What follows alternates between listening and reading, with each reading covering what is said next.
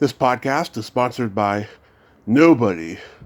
Hey dudes, welcome to Splat from the Past, the only 80s themed horror sci-fi show where things can get totally radical. Now today, I will be welcoming a legend of the 70s irreverent comedy genre. I am talking about Michael Mislove. Michael Mislove is one of the founding members of the Ace Trucking Company, the sketch and improv group with Fred Willard and Billy Saluga and a couple others from back in the 70s. And he wrote and he co-wrote the classic 1976 sketch comedy movie Tunnel Vision. And he also did a couple others, Cracking Up, Americathon, and so forth. And we're going to talk about all of that stuff today because we need to preserve the memory of old classic 70s irreverent comedy, because in this PC woke culture that we got going on, it doesn't seem like people care anymore. And so we got to continue on with it. And it's going to be a great conversation today. The guy's a comedy legend, and I cannot wait. So yeah, here is my interview with Michael Mislove.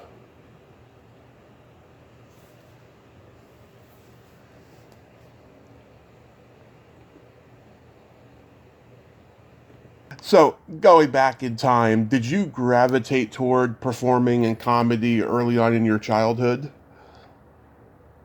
When I was about seven, am I coming through loud and clear? Oh, yes.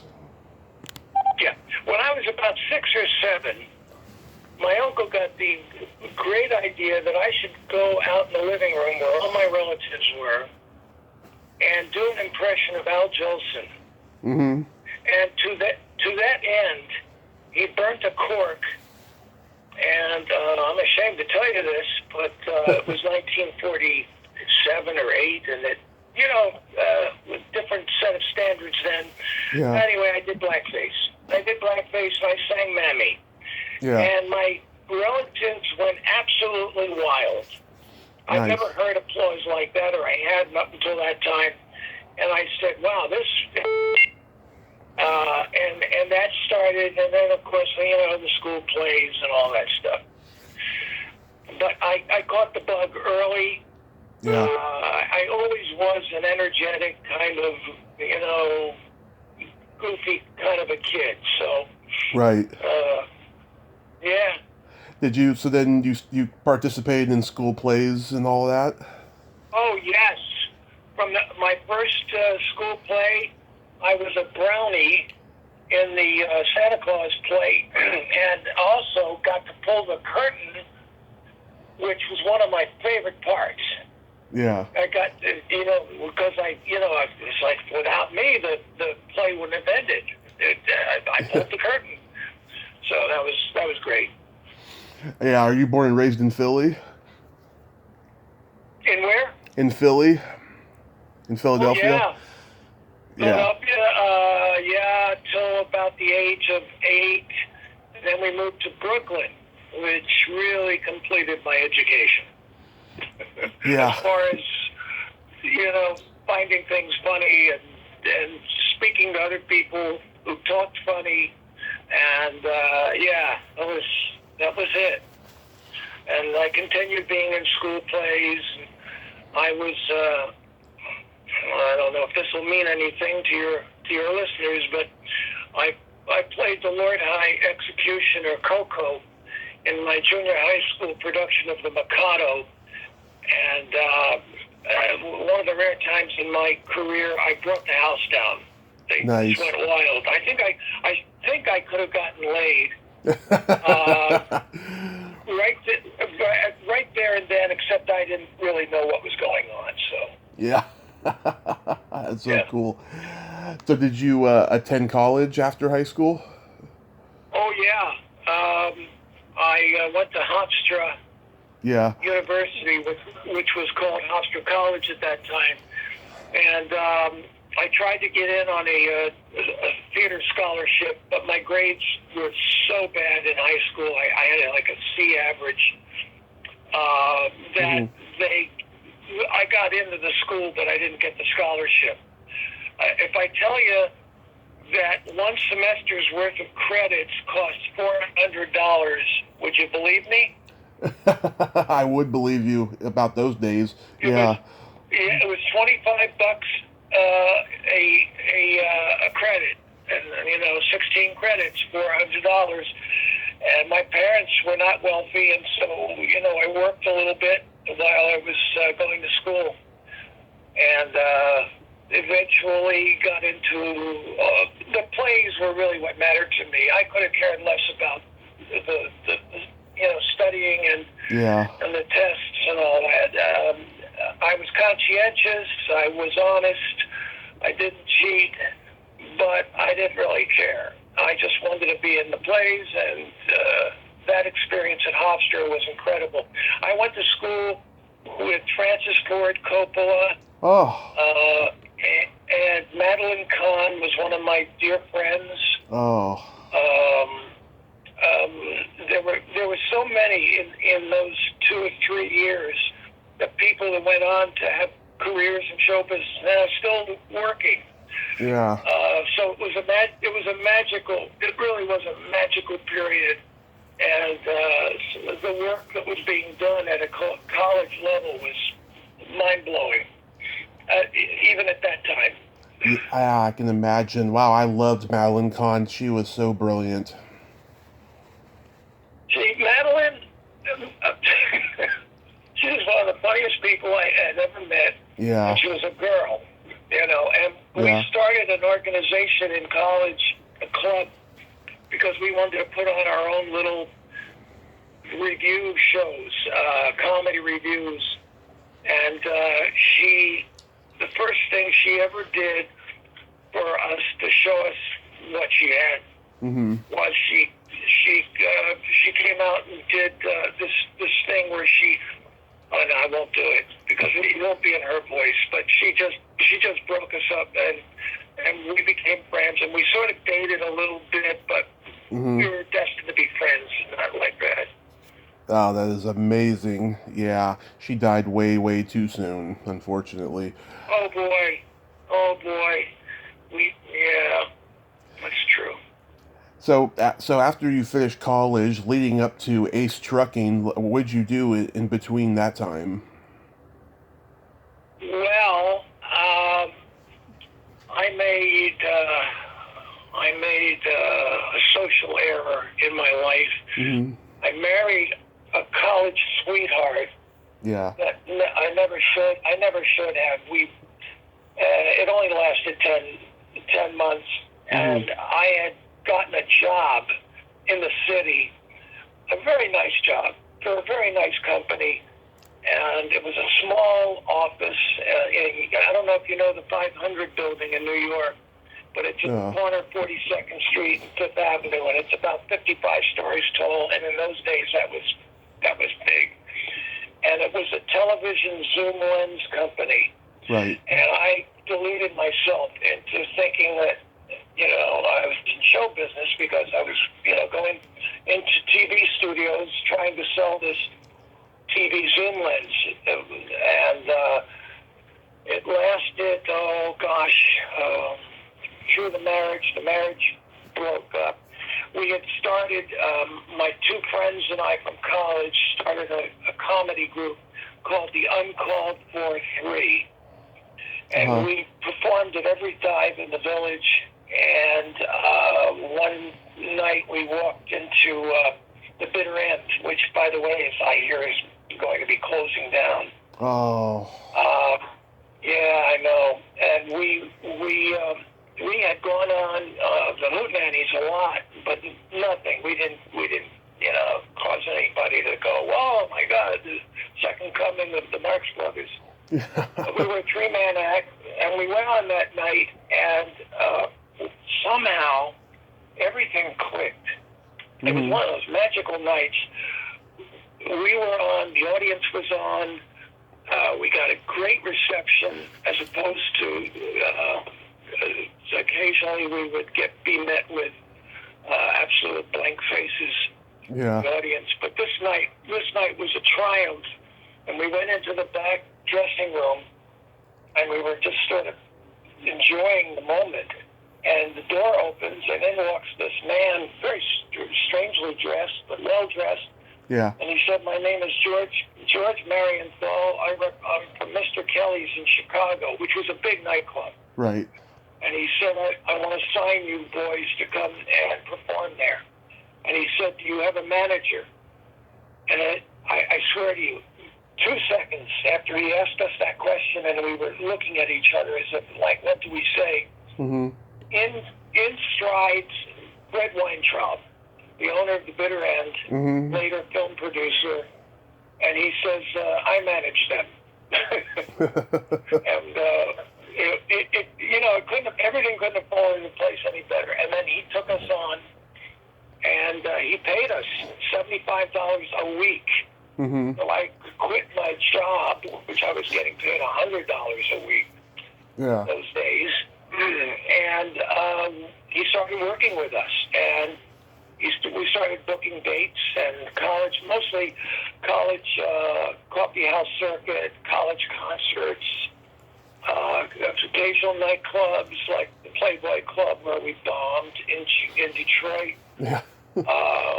We opened for Dionne Warwick at her first white room Yeah. gig that she ever did.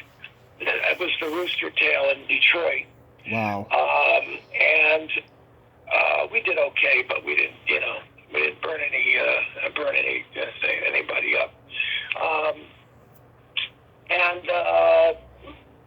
that went on for, I guess from 65 to 68, late 68, when one of the guys in the group decided he didn't want to go on the road anymore. His wife had just had a baby, and so he quit. And the other guy, I didn't want to work just with the other guy and find a new guy. So I was out of work, and comedy-wise, and after about a week or two, I was eating baked beans and apples. That was, I had no money, but I got a job working at Bitter End doing the Hootenannies for $20 a night. I was running the show at Bitter End, and one night I got the brilliant idea to get a couple of my friends to come on after the Hootenanny show and just do some improvs. Right. Which I enjoyed, and that was the beginning of the Ace Trucking Company. Fred Willard, a wonderful actress named Marilyn Sokol, another wonderful comedian named Patty Deutsch, Right. and the doorman at the Bitter End, Bill Saluga, Yeah. later went on to, you know who he is, right? Oh, yes. You can call me Ray, you can call me Jay. Yeah. And George Memley, the big, heavy guy who went on after, once the group got going. But it was another lightning strike. I mean, and the people went wild. They went crazy.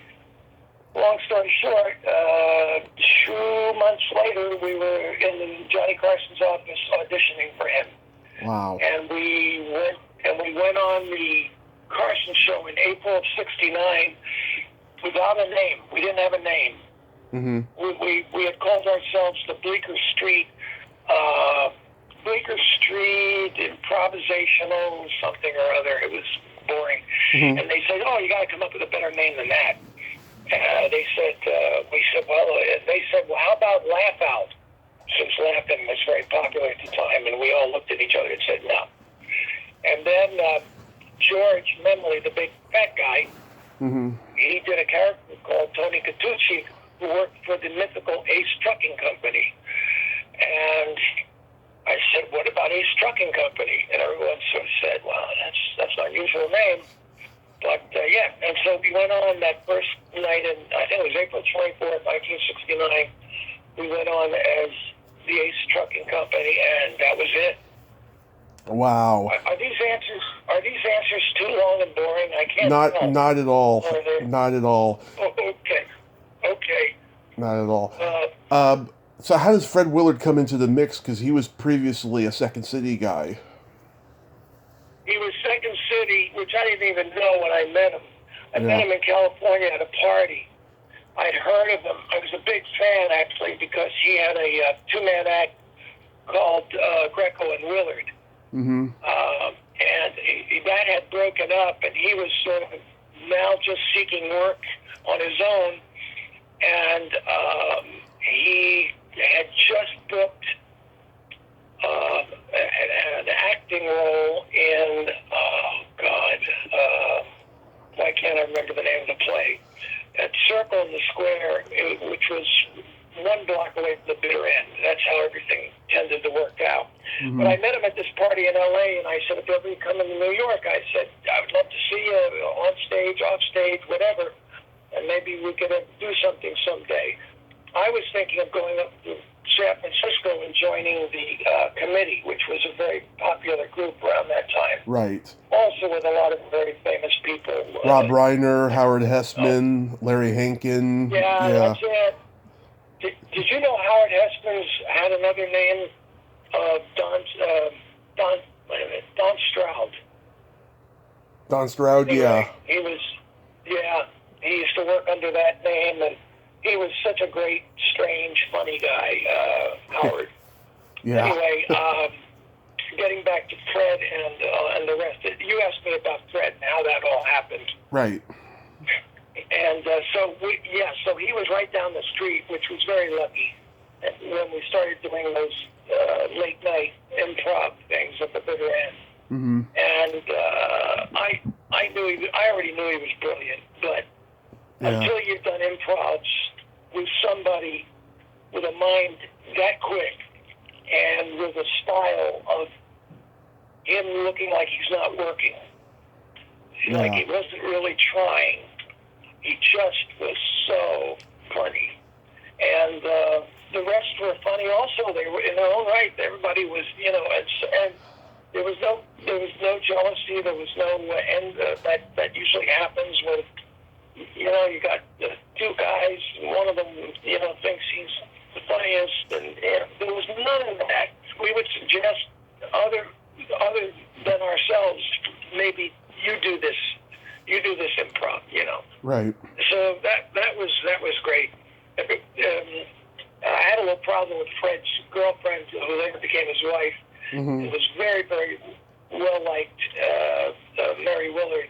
I don't know if you ever got to talk to them. No, How long no. have you been doing the podcasts? 4 years, but I've kept a very low profile, and I prefer it that way. Yeah. Yeah. Do you edit these?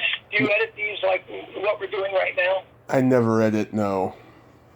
No. Oh, that's great. That's great. Good for you. Yeah. Try to keep it moving. I remember Fred Willard had a line when he was doing stand-up. He said, death is like a Bob Hope special. It's coming, you know it, and you can't avoid it." That's it. Yeah. That's it. It's funny, Bob Hope. Yeah, that's exactly right. Yeah. Yeah. Ran into him a couple of times. Yeah. So were you guys playing colleges? Oh yeah, we did a. Can I swear on this? Oh yeah, swear all you want. Oh, okay. We did a shitload of college concerts. We sometimes opened for big music acts, and sometimes other people opened for us, depending on what stage at what point we were in the career.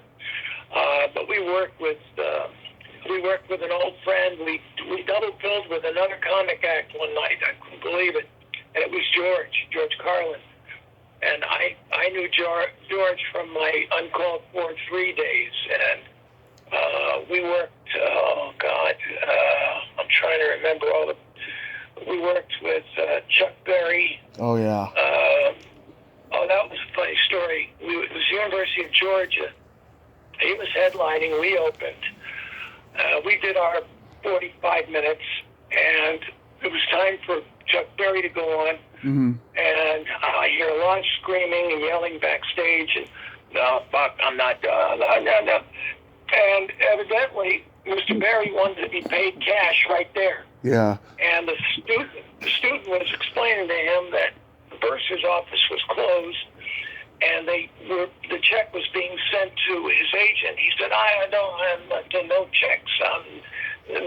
Don't send anything to my agent. I want that money right now, and I want it here. And the kids were starting to rhythmically applaud out there and be on the other side of the curtain. And man, they got this couple of these kids to run over to somehow they brought the money back. They brought the money back. I never saw so much money, like in a manila envelope. And then of course he started doing his chicken walk across the stage with the guitar. But we played with some huge people, and Smokey, or Tops. We played with a lot of Motown acts. Yeah.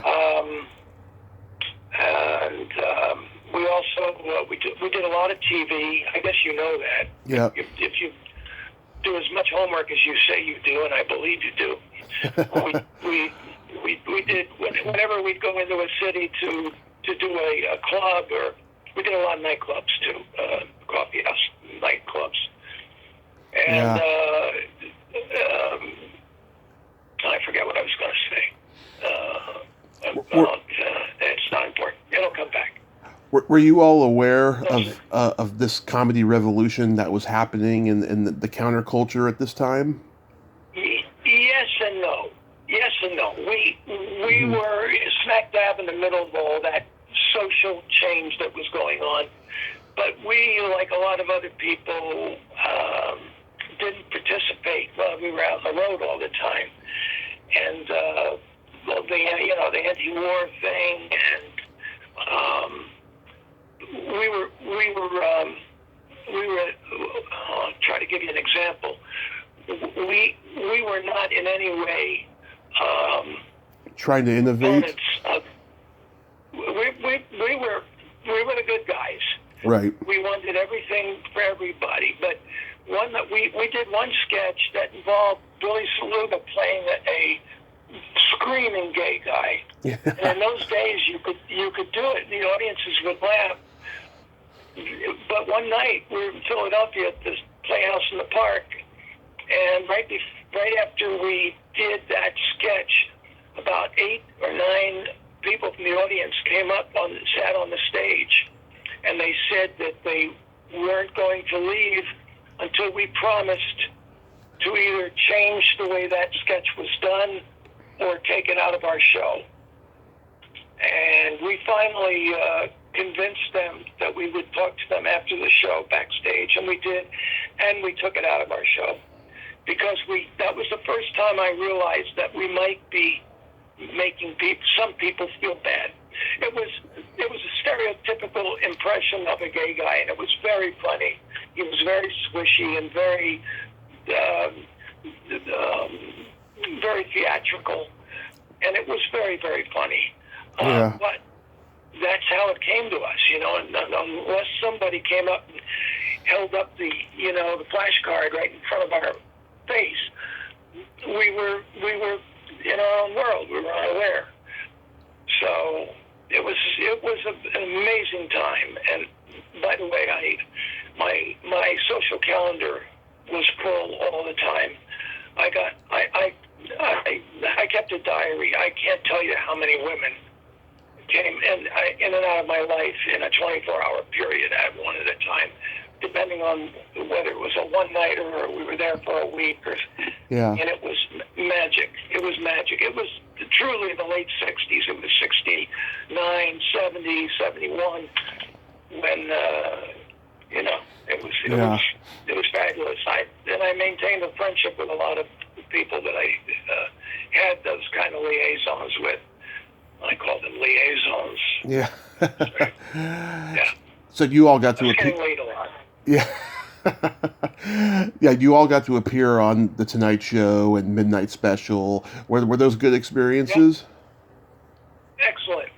Excellent. Except we screwed ourselves on the Carson Show. I guess by talking to a lot of people and reading it up on it, that Johnny, as funny and wonderful as he was, Yeah. He had a dark side, Yep. and he held grudges. I didn't know that he fired Fred DeCordova a year before he stopped doing the Tonight Show. I did not know that. Because Cordova, yeah, I found that out on YouTube the other day. This guy does this very good video documentary kind of thing, and he did this one on Carson, and I found that out at the end. And Dee Cordova was at the center of our last performance. We had been on Carson's show 35 times, and we could pretty much pick up the phone and call Craig Dennis or whoever it was over there and say, we have a new sketch, we'd like to do it. And they'd say, sure, come in, let us. Usually they would just trust us to come in and do it in rehearsal. If there was ever anything wrong in rehearsal, they would tell us. Mm-hmm. And we would make adjustments. Well, this one night we came in to do a sketch about, it was called The Job Interview. You can find it it's somewhere online. But it was a very funny sketch about these very, very hardworking corporate business guys who all had nervous tics because they were so under pressure. Mm-hmm. And it was a very funny sketch. And they came to us and they said, fellas, we love the sketch. It's hysterical. They built us a set. Yeah. They built us a set with a working window because one of the characters in the sketch, the nervous tic takes him right out the window to the street below. And they said, we're very concerned because Jerry Lewis does his telethon every year for muscular dystrophy, and right. We're afraid it's going to offend, the kids, the people. And we said, okay. They said, do you have anything else you want to do tonight? We really didn't, but we did something we had done a couple years before, and it was fine, and we did it, and we went home. And then we started working on a new sketch called The Jewish Family. Yeah. And it was a very funny sketch about a obviously very gay guy who he was Jewish, and his parents were Jewish, and they set up on them. He brings home Fred Willard, very buttoned down, straight guy, and he wants to marry their son, and they're very opposed to it until I'll spare you the whole thing. But at the very end, they're being reluctant about it, and they say to Fred Willard, that's this suitor, what do you do for a living? He said, I'm studying to be a doctor. And the two Jewish parents just look at each other and they say, a professional man. And they open their arms to him, and all is terrific. Well, it was a very funny sketch. It was about 10, 11 minutes. They gave us a lot of time. Fred DeCordova came to us and said, fellas, with love, we can't let you do this sketch because not only will it offend the gay community, but it'll offend Jewish people. Well, I'm Jewish, and we had, I was the only Jew in the group. Yeah. And they said, do you have anything else? And we decided that night we were going to take a stand. And because we felt we were very popular and people loved us, so we had a little bit of power, we thought. Yeah. And we walked. Our management tried to talk us out of it, but to no avail, and we went home, and that was the last time they ever answered a call from us. Wow. Johnny was very offended that we wouldn't validate our relationship by getting past that. And so we shot ourselves in the foot, but we continued to work for, I guess, another year. And then the guys were all doing well. Fred was doing his own thing. Mm-hmm. George was doing his own thing. Billy was getting very popular as Raymond J. Johnson Jr. Mm-hmm. And I was starting to work in film. I was writing, and I was producing with some other guys. Right. A film called tunnel vision. Yes, which I want to get to. Yeah. Yeah. Before we get to it, though, I was curious, how did you all end up in the Herod experiment? Oh, God, how did we? Well, we used to perform out at the Ice House in Pasadena, which is where that's... Oh, yes, I performed there once. Yeah. Yeah. And I think Tippi Hedren saw us there. That was Griffith, I'm blanking on her first name. The actress Griffith. Melanie Griffith's mother. Melanie Griffith. Yeah. It was her mother. Melanie was very young. She was 14 or 15 or something like that. And she was doing this film called The Herod Experiment, and there was a scene in it where she goes to a nightclub, and of course, they said, well, would you like to do that, be that group? And we said, sure. We didn't have to get on a plane and go anywhere. It was perfect. And that's pretty much how that happened. It was a good experience. Yeah. And we even met Don Johnson. Yeah. Don Johnson, by the way.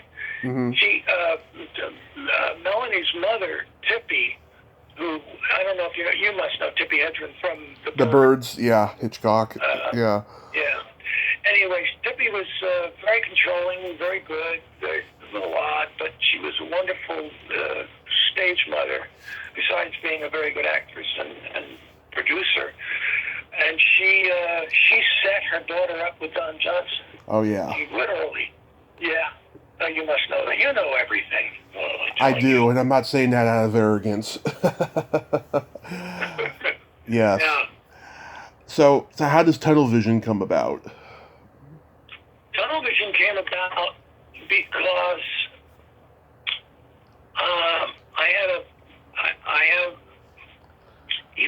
was he on train? Oh no, I'm sorry. I'm there now.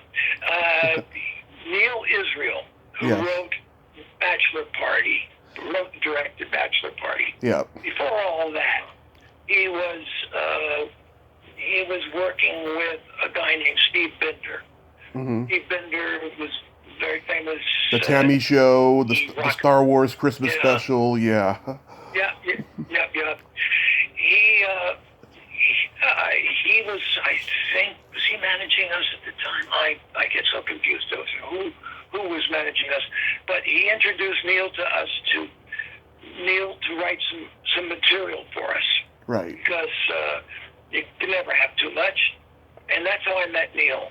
And Neil said to me one day, I'm working on this theatrical production called Tunnel Vision. Well, it was theatrical then because he had been working with Peter Bergman and Phil Proctor. Phil Proctor. Yeah. On this theatrical show, and they were going to do it at what is now the improv in Hollywood. Right. And we started working on it, and it soon became obvious to us that it would work much better as a satirical film, where we could do commercials and things you couldn't do on a stage in a nightclub or in a theater. And so I started working with Neil pretty intensely. And at some point, Procter and Bergman backed out. Still got credit, I think. And Joe Roth, the Joe Roth. Yep.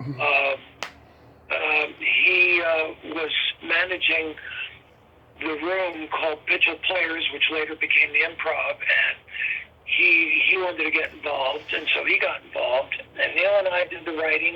We had some other writers working on it, and it took, better part of a year to get everything together. And we stole locations on the streets of Los Angeles. We never paid to get permits. We just would show up. We were, really like a pirate. It was a pirate operation. Yeah. We got the editors at CBS, where Neil was working as head of promos at CBS in Fairfax. Yeah. I had an office at CBS, and nobody knew who the hell I was. I would come in every day, and they'd say hello to me at the front. This was before everybody was paranoid about terrorists and Yeah. shit happening. And we wrote the whole thing in his office at CBS, and all the editors and all the people who helped us film it. And I don't know how the hell it got done, but it got done, and it was fairly successful, especially among. It was sophomoric, but it was effective. College students seemed to love it. They went wild for it in Boston. Yeah. And it made. I think it cost $40,000 out of pocket, and I think it made about $15 million. Wow. And we actually saw some of it. We got checks, and until we started questioning how they were being audited, and then the check stopped. But that was fine, because that part of our careers had opened up to us. And Neil went on to do big things in film. Yep. We wrote one more film together called Americathon. Yep, which I'm going to ask about. Joe Roth also produced, and my wife, Nellie Beltmauer, was in it. Mm. I actually met her during Tunnel Vision. She, by the way, I don't know, you probably know this. You probably know everything. Nellie Beltmauer was one of the two producers on Finding Neverland. Oh, yeah. 2004, which was she got nominated for an Academy Award. Her first film as a producer. Nice. She's brilliant. We had come from New York, but we had lived in New York for about 30 years. We met out here in California during Tunnel Vision. We moved to New York, and then we got involved. She and I, well, not really. I got dragged kicking and screaming. I wanted nothing to do with it. I just wanted to do voiceovers, which was my lazy man's way of making money. I discovered I could do commercials and get checks, and that was all I cared about at the age of 35 or 40. So that really did. That really was my career during the 80s and 90s into the new millennium. I did very well in New York. Yeah. What was the Groove Tube out when you guys were writing Tunnel Vision? Was the group still going? Is that what you said? The Groove Tube. Oh, the Groove Tube. Oh, yeah. Oh, yeah. That was around the same time. And then Kentucky Fried Theater. Kentucky Fried Movie, yeah. Kentucky Fried Television and Kentucky Fried Theater. Kentucky Fried Theater. Movie. Yeah, Groove Tube was brilliant. Yeah. I thought Groove Tube was much, much, much, much better than Television. Ken Shapiro. Yep. He was great. It was terrific. But it was the beginning. Someone once said to me, "You guys, Ace Trucking Company, you guys were 5 years ahead of the curve." And that when Saturday Night Live came on the air, we were just bringing it to a close, And sketch comedy wasn't a big deal until Saturday Night Live came on. Right. If we had started 5 years later, we would have made a ton of money. We went over to England to do the Tom Jones show, and we saw a show over there called Monty Python and the Flying Circus. Right. We went nuts over that, and we brought back film and tape to show to the agents at William Morris. They couldn't get it. We said, well, we want to do something like this as a TV show. Mm-hmm. They said, well, what you're going to do it with English accents? We said, no.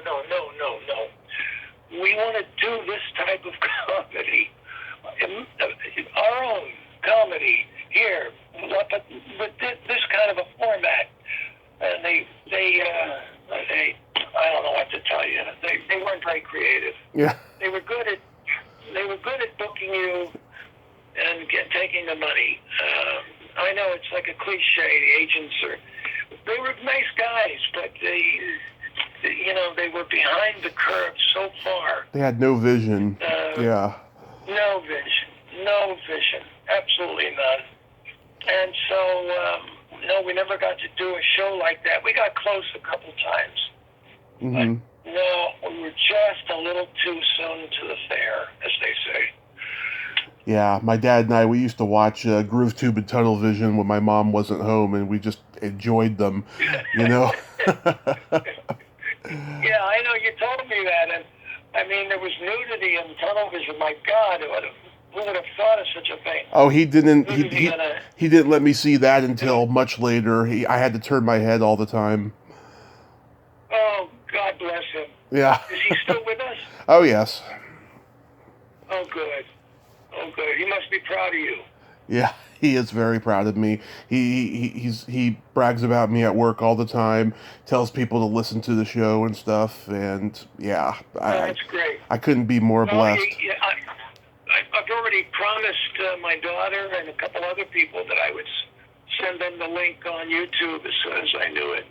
They're very, very excited. I haven't done anything on stage or comedically in a few years.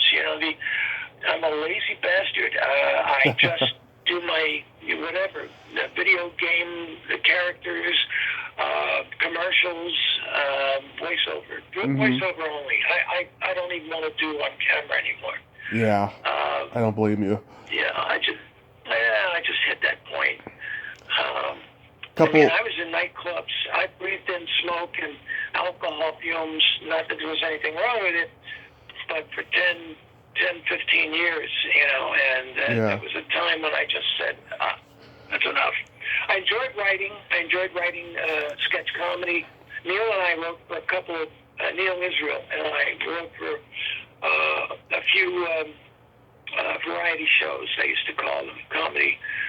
Mac Davis, Lola Falana, Jim Stafford, all kinds of stuff, while we were waiting, for our stardom to arrive. And as a matter of fact, Neil Simon's brother, Danny Simon, right, was our head writer on Mac Davis' show. And he used to give us our writing assignments laying on his back on the floor. Yeah. Because his back would go out, and that was funny. That was funny. And one day, Neil and I were in our little writer's room with no windows in the basement of NBC, and we would just be two desks with two typewriters facing each other. And one day, we just got so frustrated because we were writing another golf sketch for Bob Hope, and we just started screaming and carrying on, and we freaked out. Right. And the door opens, and Danny Simon is standing there, and he says, "What's all the noise? What's going on in here? You guys are supposed to be writing comedy." Yeah. And comedy is a very serious business, so you guys better get to work. Right. That was the atmosphere that we worked under. But listen, I understand. I'll tell you one more funny story funny story. Okay. They were looking to book guest stars, and we were having a writers meeting with the executive producer, Sandy Gallen. Mm-hmm. And he was talking to his talent coordinators, and he said, "Why don't we get that guy from Happy Days? You know the guy. What's his name? Fonzie. Fonzie. Henry Winkler. Yeah. Yeah. So he said Fonzie, and the casting people thought he meant, well, I'll tell you what happened. The rehearsal came for the day when he thought Fonzie was showing up, and in the door walked Anson Williams, Yeah. who played Potsy. They had signed him for 10 shows. Mm-hmm. And when he walked in, the producer said, "Who's this?" And he said, "This is Anson Williams." And he was there with his manager, who had the worst jacket on I can ever remember. Really? And he said, "He's the guy you wanted." He said, No, I want the guy with the hey. Yeah. He said, "Oh, you mean Fonzie?" He said, "Oh, yeah, Fonzie." And they're saying this in front of Anson Williams, Potsy. And he said, "No, I don't want this guy." And They signed him. They signed him for 10 shows. Shit like that happens all the time. I met Anson Williams one time. Very nice guy. Yeah. Yeah. So, a couple quick things about tunnel vision before I move on. Did you come up with the French chef who says it makes no difference? Neil and I did that. Yeah, we did that together. Yeah, that was a joint effort. Some things I wrote, some things he wrote, but yeah, and the actor. This is a little known fact that nobody will care about except maybe you, me, and your father. The actor who played the French chef, running here and there blindfolded, for the last segment of that, he had to go out of town, and he couldn't play so I played it. In that last scene, running down the hallway with a knife in my hand or whatever, that was me. And I worried and said, well, what if people find out? Who gives a shit? But yeah, so the French chef. We also had a commercial with Jean-Paul Sartre for Viva paper towels, which never made it into the film, which was wonderful. Closing line, of course, was "There is no exit." Yeah. So we would get a little carried away with ourselves every now and then. But it was great. It was great to be able to create on the fly like that. And yeah, I've talked to Lynn Stewart about the Murray show. She said that was so funny, so much fun. Yeah. Yes. Oh yes, she's a doll. She is. She was so great to work with, and Garrett Graham. Yeah. Played. Yeah, he was. He was great. Everybody was. Everybody was willing to do anything. I mean, do you remember the scene in the swimming pool? Yeah. With yeah, that was my wife, by the way. That was. The woman in the bikini. Yeah. In the bikini, and Al Franken. Al Franken, right? Yeah. I saw him years later, and he went just about when he was starting to run for the Senate. Right. We went into an Italian restaurant on the Upper West Side, and he was a great guy, and I was so sad to see what happened to him, because he was just, he was just a comedian when he wasn't being a senator. And I love it when Lorraine Newman is playing the white trash housewife. Yeah. She is so damn funny in that, because she's such a nice person from what I've been told. I interviewed her sister last month, She is Tracy. You interviewed Tracy? Yeah. And Tracy Newman. Yeah. And just to see her play a character, she's wonderful. But to see Lorraine play a character like that, it's so hilarious. What did she say? Shut the fuck up, you fucking Armenian, or something like that. You Romanian scumbag. Right. That's what she called. I wrote that whole sketch, by the way. Nice. Where'd that come from? Yeah. Where'd that come from? Was that just out of my ass? I wrote it in about 5 minutes. We wanted to do a All in the Family spinoff. Oh, okay. And I came up with Ramon and Sonia, and as a matter of fact, I asked Lorraine to do that. She was working with the Groundlings at the time. We rated the Groundlings, and we rated the War Babies for actors. Right. And we told every one of them they would be getting $50. Right. Unless they wanted to wait until, God willing, the film sold and we signed the SAG, waiver, and they would get paid scale. Every actor that was in that movie waived the $50, except for one. Do you want to guess who it was? Chevy Chase. You got it. How did you know that? It was just a guess because of his reputation of being difficult. Holy Christ. he took the $50. He was on his way to New York along with Lorraine, anybody else, to either audition or for Second City. Not for Second City. I'm sorry. Saturday Night Live. Yeah. And no, he was a dick. Chevy was a dick. He's probably a very nice man now. Maybe not. I don't know. But he was, he was very talented. He knew it. Everybody knew it. He knew it the most, and he was, he was Chevy. I think that made him who he was, though. The fact that he took the $50. Yeah. That was great. Yeah. So how does Cracking Up come about? Cracking Up comes about because they wanted to squeeze the sponge. I don't know. They had, when I say they, Joe and Neil, Joe Roth and Neil Israel, wanted to do something that, continuing in the great tradition of these films we had done,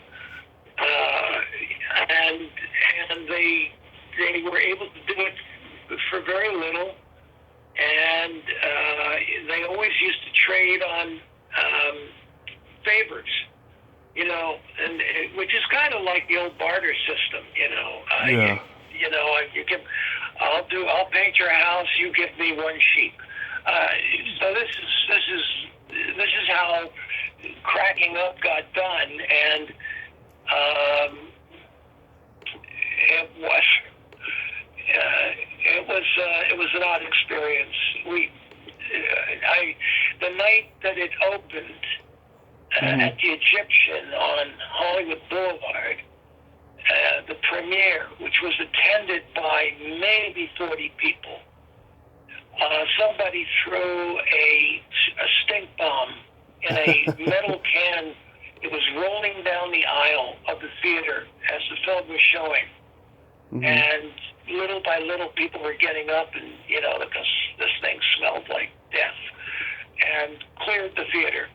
I think somebody in the producing wing of the film had pissed somebody off who would do that sort of thing. I don't want to mention names because I want to live to see tomorrow.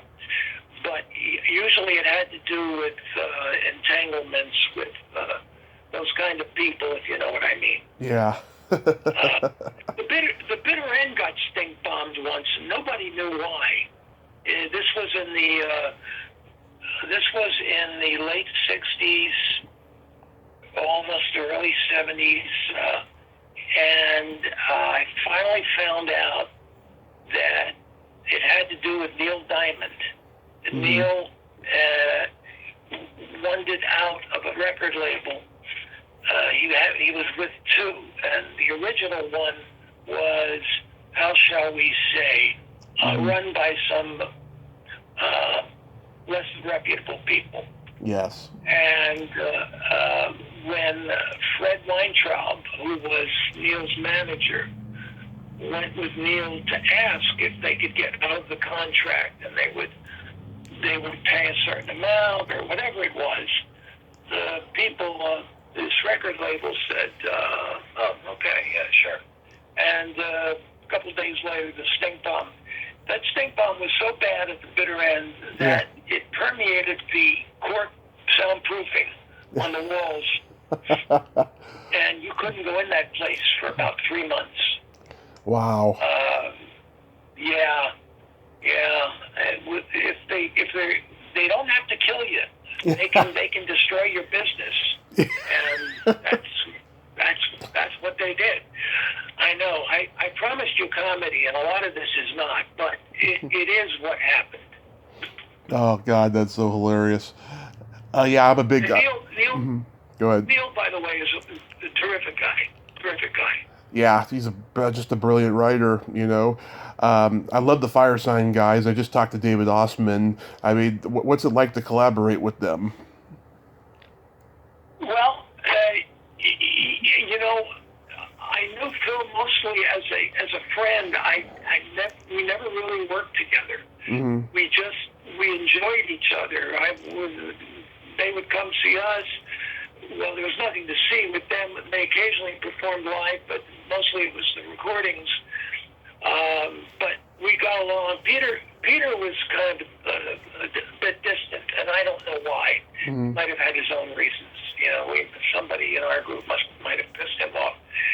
But Phil was a joy, and he still is. He's still doing stuff. Yep, they're still out there. Did you talk to Phil? No, I reached out to him, but I haven't heard back yet. So hopefully in the future. Well, and you said that you've worked with Miles Chapin. I talked to Miles. Yeah. Yeah, I don't know how he was for you, but he was one of the nicest guys. I just love the guy. Oh yeah, Miles is great. Yeah. Terrific, gentle soul, and a really good guy. He's a very nice guy. Yes. So yeah, with Americathon, yeah, I used to see that on HBO all the time back in the day. So what was the inspiration behind that? Well, I got to give that all to Neil. I mean, we used to talk it out, but it was Neil's idea of this concept of a society where the world was out of gas and the country was down on its knees and people were living in their cars, and it's still a great idea, except that we got involved with a film company, Lorimar, Mm-hmm. and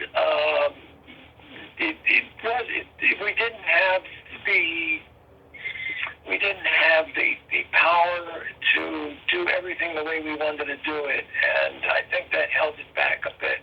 Funny thing connected with that story, with that film was, I hope you won't mind. Go ahead. A lot of these things, you see, I have a big mouth. I figured, what the hell? Most of these people are too old to fight back anyway. Neil was going with a very famous singer Mm-hmm. when we started that project. Her name was Lori Lieberman. Uh-huh. Very nice lady, very talented, very nice. But what went on with their relationship, I have no idea. I just know that they got married at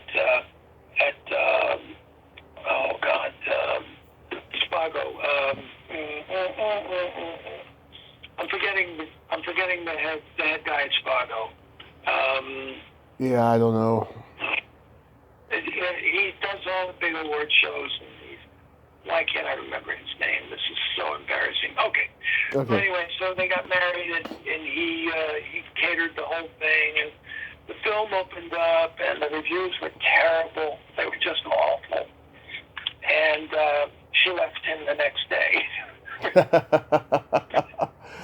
Oh, I'm wow. not kidding.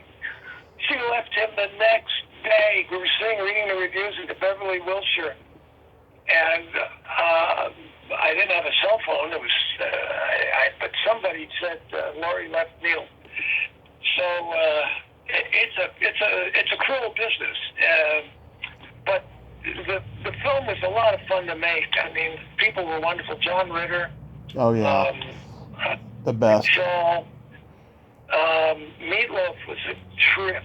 I mean, just getting him and just talking to him, it was, I mean, a lot of that was, and George did the narration, George Carlin. And it was a labor of love. It should have been a terrific movie. And Harvey Korman, of course, which Harvey was, we never stopped laughing. I just talked to his son, yeah. It was great. Yeah. And Zane Busby, she was in it. I'm trying to get her on the show. Yeah. I'm sorry, who is that? Zane Busby. Oh, Zane. Oh, I loved her. Yeah. I loved her. She was so talented, and I think she was a little confused by, I think she was relegated because of Harvey. Harvey took up a lot of oxygen in the room, and Zane, I think, suffered because got as much attention as she should have, both in the way the thing was drawn up and the way it was shot, and that was unfortunate because I assume still an extremely talented person. Yeah, very talented. Yeah. How was working with with Taylor Hackford on The Idolmaker? Working with Taylor was great. I did a bad thing. We shot this big concert scene in the film at University of California, Northridge, Mm-hmm. and we were imbibing at the time. I mean, people were doing that a lot on film sets, and you get a little brain fog now and then. Mm-hmm. There was this big concert scene, and we shot it. We did all the close-ups, every which way possible, beginning, during, the kid singing, I forget his name. And then Taylor wanted to set up for this last shot and do the master. And so we did it, and the scene was rolling, and I hear someone scream out, "Where is he? Where is he?" Well, evidently, I was supposed to come running out at the end of his song, which nobody had told me. And I did. And of course, they had plenty of film and plenty of angles and plenty of things. And so it was like, I said, "You never told me." We had a screaming fight in front of everyone. Yeah. And I was very professional. I did what but I shouldn't have been doing whatever I was doing that day. Anyway, he was a terrific director, and it was fun to do. It was a fun film to do. Tova Belcher was in that film. Nice. I don't know if you know who she was, but she was. Yeah, she's a very talented lady. Ray Sharkey was a great actor. Yeah, Ray Sharkey was a great actor, and so sad that he passed away. Ray Sharkey. I'm sorry, it was Ray Sharkey. Yeah, absolutely. Ray Sharkey was staying at George Memory's house when we were shooting that film. George was the guy from the Ace Trucking Company. Everybody, and Gene Kirkwood, who produced that film, had a lot to do with Rocky. He was the one that actually got me that part of playing Dick Clark. Nice. Because of his relationship with Taylor Hackford. It's like that in Hollywood.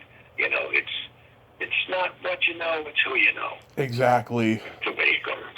Yeah. Do you have any memories of working on Lunch Wagon?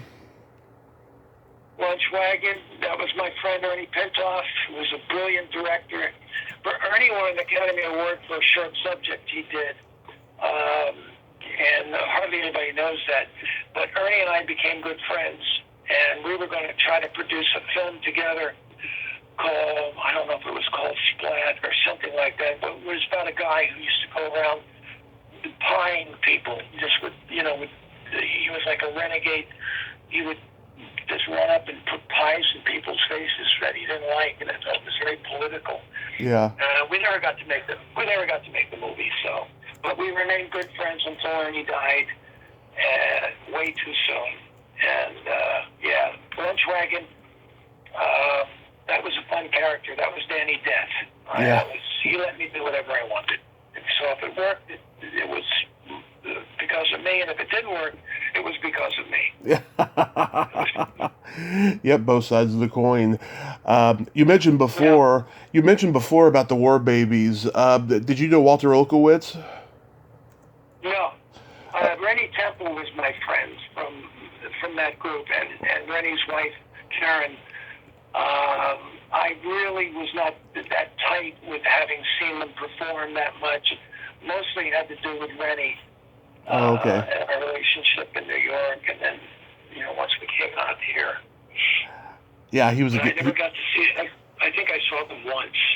Yeah, he was with them when they were the Comedy Store players and stuff. I interviewed him a couple years ago. He just passed away a month ago. Why do you go ahead? About how old are you? I'm the oldest 37-year-old you'll ever meet in your life. Wow, you're so young. From the time I was 5, I could tell you every movie Marlon Brando was in.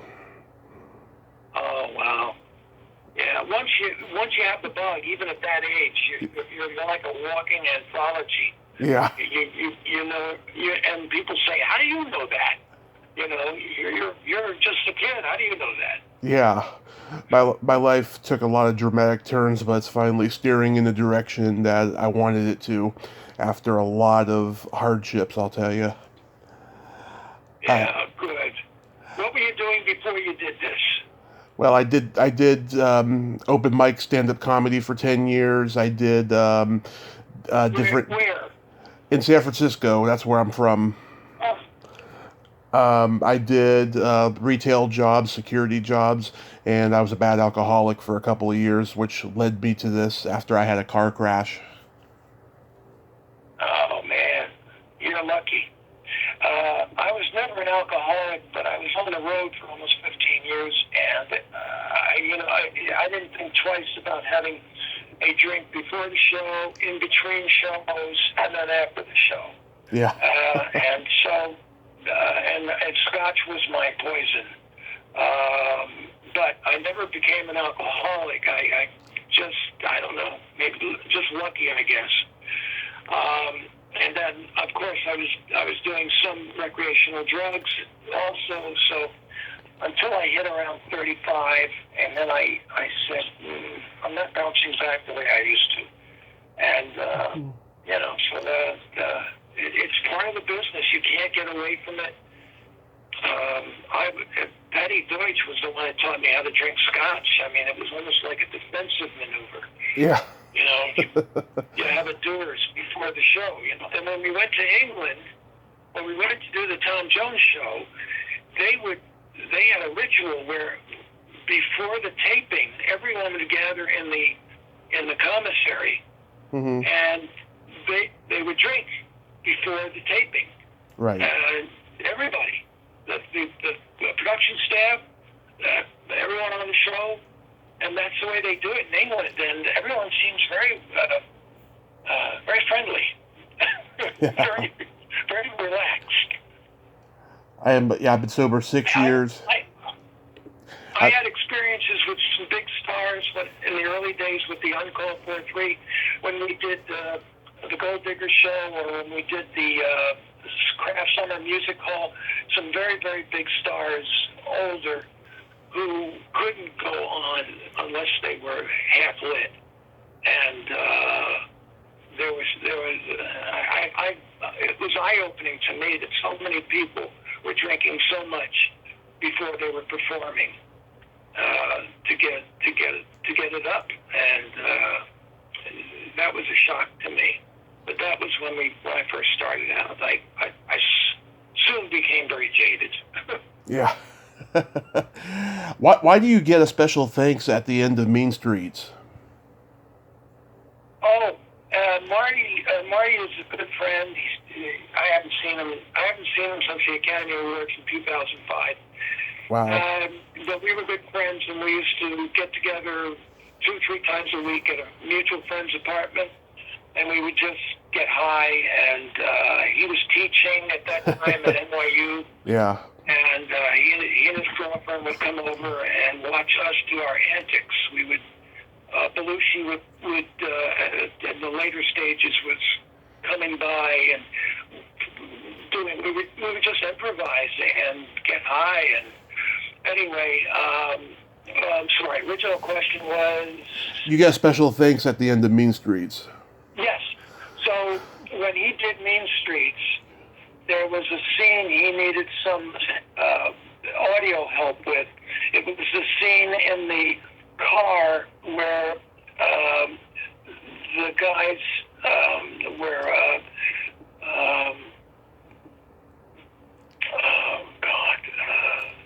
was it De Niro?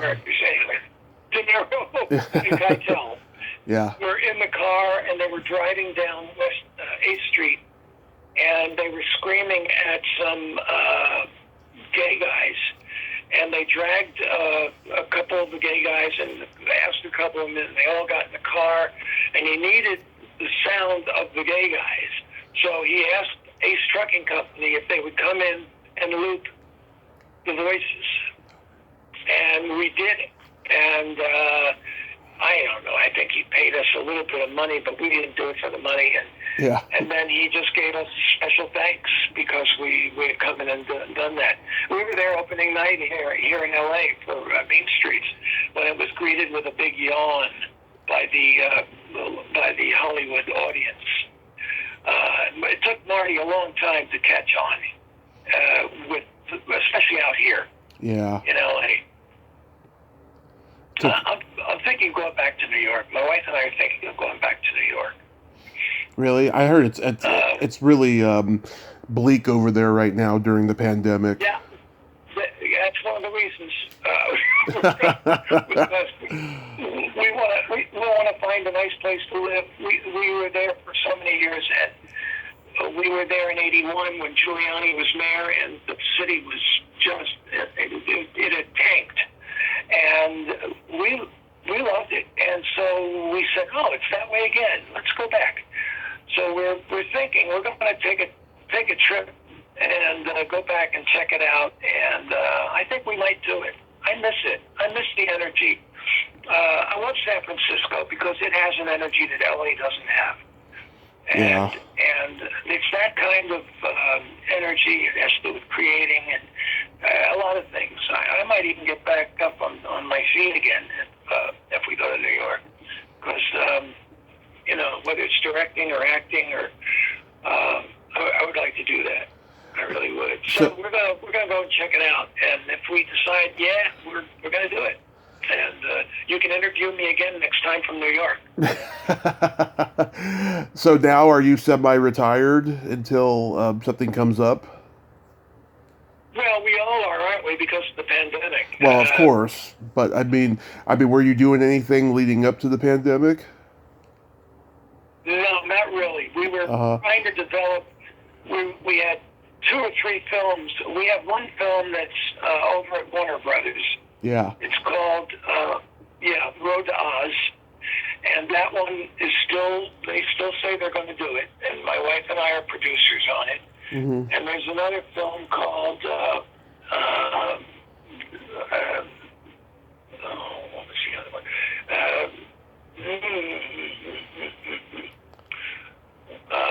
I'll come up with it, but right now, there were 2 or 3 projects. It just got shut down because of the pandemic, and everybody's sort of standing by. Mm-hmm. Well, the other one's the Bologna Amelia Earhart and the Bologna Rainbow Highway. I couldn't remember that. I have no idea. The Bologna Rainbow Highway. Bologna Rainbow Highway. It's a wonderful film written by 2 girls who live right near you. Mm-hmm. They live up in Northern California, and they wrote a film called Dear Eleanor about 2 girls who go cross country. That was directed by the red-haired guy from Entourage, Kevin. I know who you're talking about, Kevin. You know what I'm talking about. Yeah. Yeah. Anyway, the film didn't do that well, but they're wonderful writers, and they wrote the script that we're hoping to get done. So no, it's hard to say you're semi-retired when there's nothing going on, but I will be back in doing something. Not like Fred Willard, who never stopped. No, Never. He kept going. Yeah. Oh my God. He would never say no.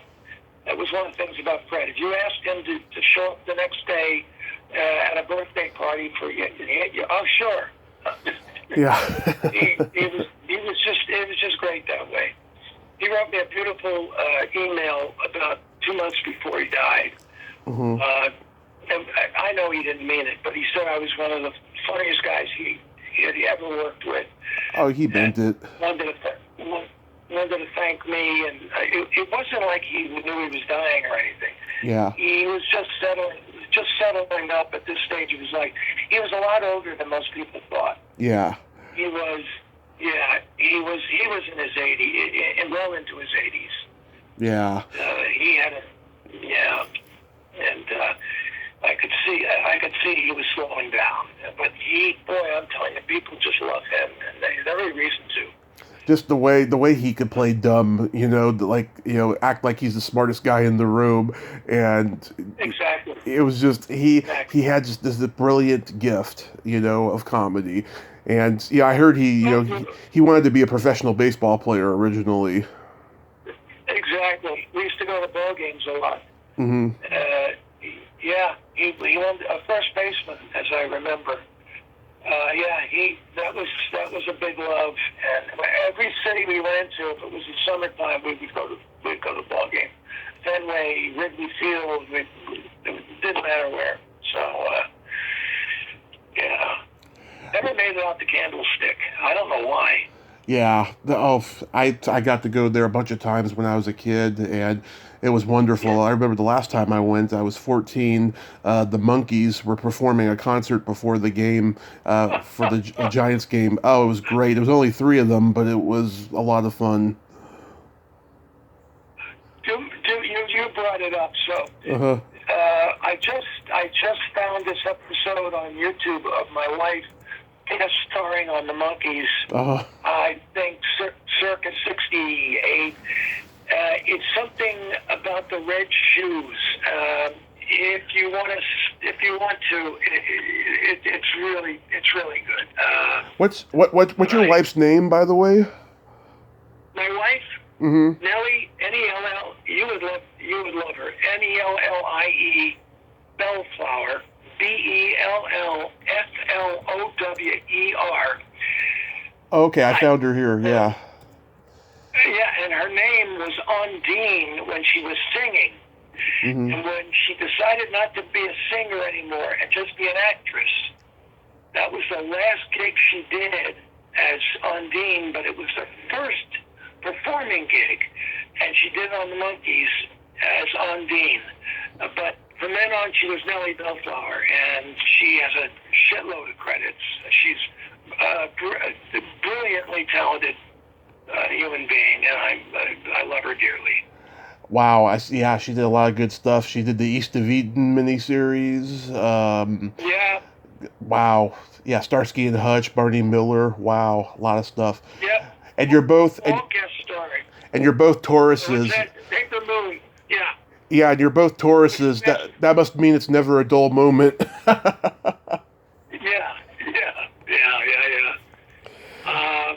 No, she's done it all, and she actually. I know you're going to find this hard to believe. She was at the Ambassador Hotel the night Bobby Kennedy was assassinated. She was there with her husband at the time, who was a photographer. He's a very famous photographer. Mm-hmm. And she was in the kitchen right after he was shot. She came running in, and she had been taking pictures, and the FBI took her camera. Mm-hmm. Wow, that is... Yeah. That's amazing. Yeah. It was a much smaller world back then, Yeah, our connections are amazing. Between the two of us, some of the places we've been at the times we've been there, they've been astounding. She also did... We were there, go ahead. Oh, she did Thundar the Barbarian, that classic cartoon. Oh, yes. Wow. Still getting fan mail. She's still getting fan mail. She played Ariel, and she was on every episode, and she was amazing. She would do well when they get you to do the one character. The union allows them to use you for two other voices, so she would play her character, and then if it called for a witch, she would then do the witch. Mm-hmm. Yeah, and I don't blame them. They're trying to get their money's worth, but then again. Yeah. Oh, the Comic-Con scene is very hot. People who did voices for cartoons 30, 40 years ago, they're going to them and making a fortune off of signing autographs.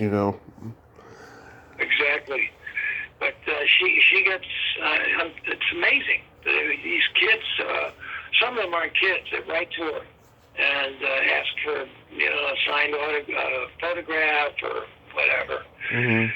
And we try to keep up with that. But you can't. Some of them you can't encourage because some of them are not in great mental condition. Yes. And you don't want to. She had an experience once where she was almost stalked by somebody. So try to avoid that if we can. Yeah. Oh, because certain people. I've never had anybody stalk me. Damn it.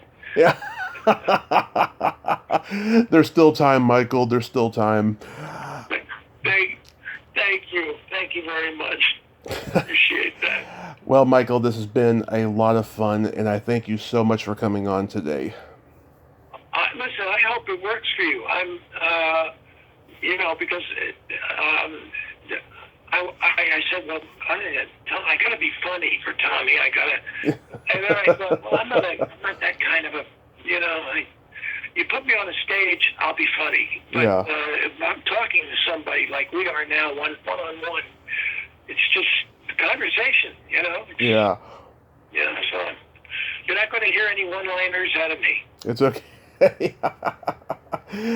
Well, you have yourself a great day. Be safe, and especially be safe when you go to New York. Thank you. We know the drill, and you be safe up there in San Francisco. And if you see any Asian people being set upon, call the cops. There's no Asian people here in Reading where I'm living now. Oh, you're in Reading. Okay. Yeah. Well. Are you married? No. It's me, my mother, and my brother living in the same apartment right now. Gotcha. Well, the lucky girl who gets you, or the lucky guy who gets you, because you seem like an awful nice guy, and I enjoyed talking to you. Thank you so much, sir. Have a great day. You too. Bye-bye. All right, Tom.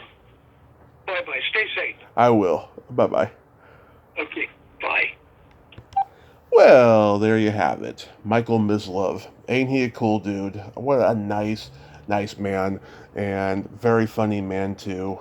Funnier than he thinks he is, and it was great to talk to him. The whole history of sketch comedy and stuff. We didn't really get to tackle the political correctness crap of today, but it's counterproductive sometimes to talk about the negative.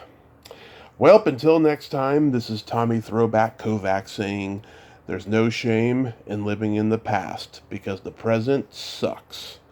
Later, dudes.